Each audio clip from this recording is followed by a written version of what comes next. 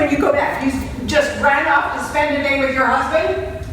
Everyone has people they'd like to be with, or at least people they'd like to be with rather than lying in a hollow somewhere waiting to be bitten by ants. Are you not going back at all? Because if you're not, you might as well shoot me, now! Did anyone see you leave? Which way did you come? Were you followed? There are ospreys here who will have seen you arrive. And you're risking your life for you don't know what, because he says things that aren't right. Don't you care? Maybe you don't know right from wrong anymore. What do I know about you after 2 years? I'd like to be glad to see you, but how can I? Of course the birds saw me. Everyone saw me moving about. Nobody knows why. I could have been on a mission. Everybody's moving about, and nobody knows why. And in fact, I killed 2 cats and a child under 5, so it wasn't that different from a mission.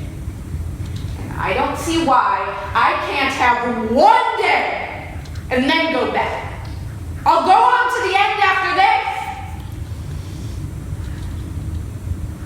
Wasn't so much the birds I was frightened of. It was the weather. The weather here's on the side of the Japanese. There were thunderstorms all through the night. I went through towns I've never been before. The rats are bleeding out of their mouths and ears, which is good. So were the girls by the side of the road. There were piles of bodies. And if you went to see, one was killed by coffee, and one was killed by pins.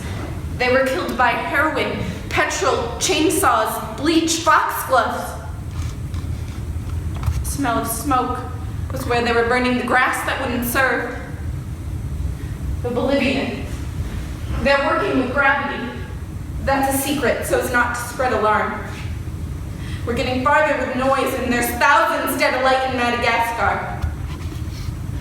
Who's going to mobilize darkness and silence? That's what I wondered in the night.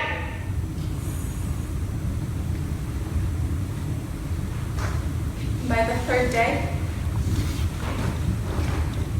I could hardly stand. But I got down to the river.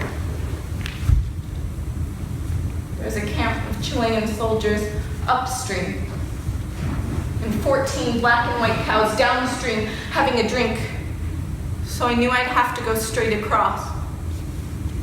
But I didn't know which side the river was on. It might help me swim, or it might drown me.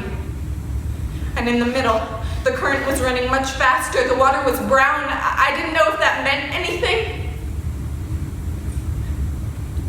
I stood on the bank a long time.